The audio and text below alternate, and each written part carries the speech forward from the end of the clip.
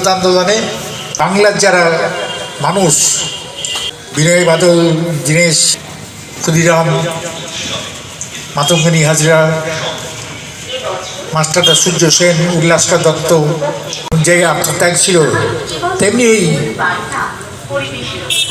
1952 সালে এই দিনটাতে যে রক্তক্ষয়ী সংগ্রাম হয়, তখন যার পূর্ব পাকিস্তান, এখন যার বাংলাদেশ, সেখানেও বাঙালিরাই হচ্ছে প্রথম সারিতে ছিলেন। জব্বার, সালাম, এদের রক্ত বৃথা যায়নি। স্বতন্ত্র প্রতাপ পাকিস্তান সরকার পূর্ব পাকিস্তানের বাংলাভাষীদের উপরে জোর করে উর্দু ভাষা চাপিয়ে দিয়েছিলেন।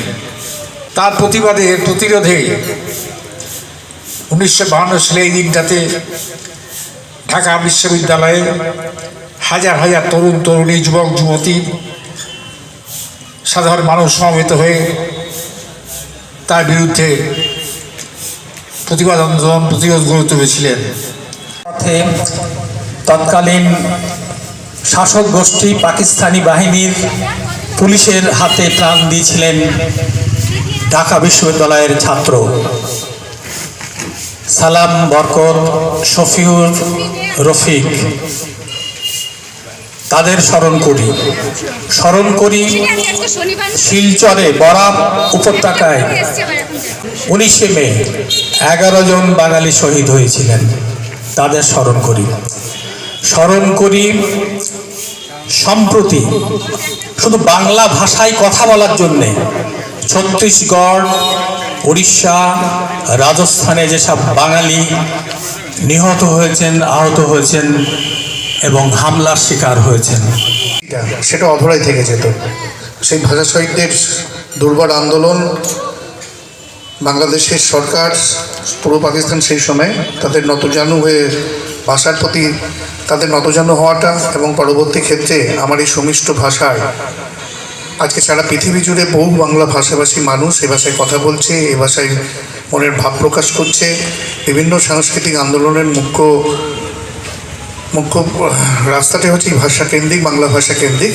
কিন্তু এবারের ভাষাটা নিয়ে আমাদের বাংলা ভাষার প্রতি একটু অন্যদিকে দৃষ্টিপাত করার আবেদন আমি সমস্ত বাংলাভাষী মানুষদের করছি। কারণ আপনারা জানেন যে আমার বাংলা ভাষার প্রতি, বাঙালির প্রতি দিকে দিকে বিভিন্নভাবে অত্যাচার চলছে, তাদের ওপর আক্রমণ হচ্ছে। এটা একটা রাজনৈতিক মানুষ, আমি এইভাবে রাজনীতি খোঁজার চেষ্টা করা বৃথা করবেন না, আমার দয়া করে অনুরোধ এখানে।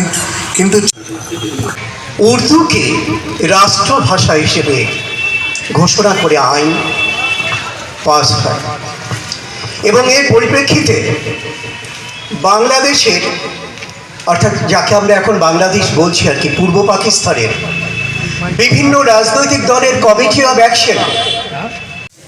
ভাষা, সংস্কৃতির দ্যোতক হচ্ছে ভাষা। সংস্কৃতি যদি বিপন্ন হয়, ভাষাকে টিকিয়ে রাখা খুব মুশকিল।